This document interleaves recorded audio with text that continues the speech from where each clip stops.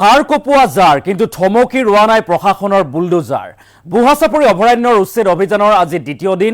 দ্বিতীয় দিনাও প্ৰশাসনে চলাইছে এফালৰ পৰা বুলডোজাৰ বা উচ্ছেদ অভিযান দ্বিতীয় দিনা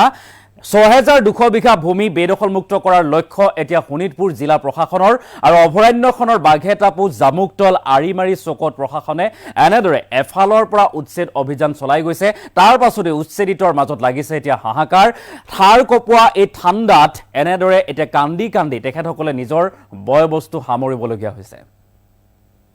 চৰকাৰী মাটি দখল কৰা পৰিণাম এয়া কিয়নো চৰকাৰী মাটি দখল কৰিব নোৱাৰিব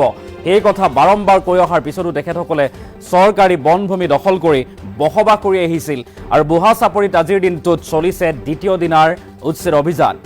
এইবাৰ ৬,২০০ বিঘা মাটি বেদখলমুক্ত কৰাৰ লক্ষ্য প্ৰশাসনৰ অভয়াৰণ্যখনৰ বাঘেটাপু জামুকতল আৰিমাৰী চকত প্ৰশাসনে চলাইছে উচ্ছেদ আৰু এমাহৰ পূৰ্বে দখলকাৰীক প্ৰশাসনে প্ৰদান কৰিছিল উচ্ছেদৰ জাননী এই স্থান খালী কৰিবৰ বাবে নিৰ্দেশ দিছিল জাননীৰ জৰিয়তে কৈছিল এই কথা আৰু এই উচ্ছেদ অভিযানৰ বাবে এতিয়া কেইবাখনো এক্সকাভেটৰ বুলডোজাৰ বা ট্ৰেক্টৰ ব্যৱহাৰ কৰা হৈছে উচ্ছেদ অভিযানত জিলা আয়ুক্ত শ্ৰী আনন্দ কুমাৰ দাসৰ নেতৃত্বত চলিছে এই উচ্ছেদ অভিযান কালিৰে পৰা চলিছে এই উচ্ছেদ অভিযান আৰু আজিৰ দিনটোতো আৰম্ভ হৈছে উচ্ছেদ অভিযান কেইবাখনো এক্সকাভেটৰ লৈ কেইবাখনো বুলডোজাৰ লৈ বৃহৎ আৰক্ষী আৰু অৰ্ধ সামৰিক বাহিনীৰ সৈতে উচ্ছেদ কৰা হৈছে 710টা পৰিয়ালক উচ্ছেদ কৰাৰ লক্ষ্যৰে বুঢ়াচাপৰি অভয়াৰণ্যত এনেদৰে আজি দ্বিতীয় দিনাৰ উচ্ছেদ চলিছে উচ্ছেদ চলোৱা সেই দৃশ্যাংশ আমি লৈ অহাৰ চেষ্টা কৰিম কেনেদৰে বুলডোজাৰ এফালৰ পৰা ভাঙি পেলাইছে তাৰ পাছতে হাহাকাৰ লাগিছে উচ্ছেদিতৰ কান্দোনৰ দৃশ্যাংশ যদি সম্ভৱ হয় আমি দেখুৱাৰ চেষ্টা কৰিম আৰু এনেদৰে এক্সকাভেটৰে এফালৰ পৰা সকলো ভাঙি পেলোৱা হৈছে এই সকলো ঘৰ খেতি মাটি তেখেতসকলে চৰকাৰী বনভূমি দখল কৰিছিল তাৰ পাছতে তেখেতসকলে খেতি বাতি কৰিছিল ঘৰ দুৱাৰ সাজি দীৰ্ঘদিনে বসবাস কৰি আহিছিল কিন্তু তেখেতসকলৰ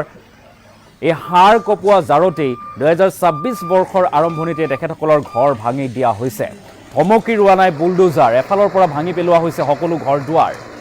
দৃশ্যাংশ আমি দেখুৱাইছোঁ এয়া হৈছে শোণিতপুৰ জিলা প্ৰশাসনৰ নেতৃত্বত চলা উচ্ছেদ অভিযান বৃহৎ উচ্ছেদ অভিযান কালিৰে পৰা চলিছে উচ্ছেদ আৰু আজিৰ দিনটোতো এনেদৰে উচ্ছেদ অভিযান চলিছে এফালৰ পৰা ভাঙি পেলোৱা হৈছে সকলো বয়বস্তু ঘৰ দুৱাৰ আৰু উচ্ছেদিতৰ মাজত লাগিছে এতিয়া হাহাকাৰ পৰিস্থিতি কান্দোনত ভাঙি পৰিছে কৈছে আমি দীৰ্ঘদিনৰ পৰা ইয়াতেই আছোঁ আমি কলৈ যাম